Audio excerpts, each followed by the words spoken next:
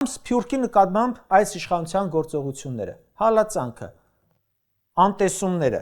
ում շահերից են բխում։ Հայաստան պետության իհարկե ոչ, ժողովրդի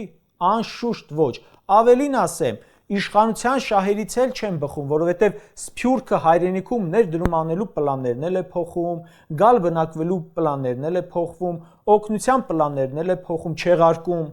դրսում մեծ ուժ է Հայաստանի համար իր ազդեցության գործիքներով։ Լավ, իսկ ում է ձեռնտու այս վիճակը։ Թուրքիային,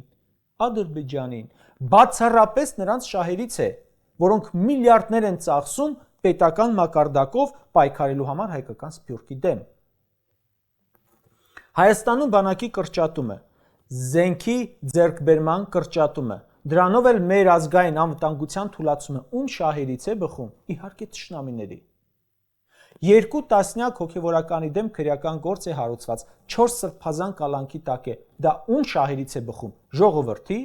պետության, իշխանության,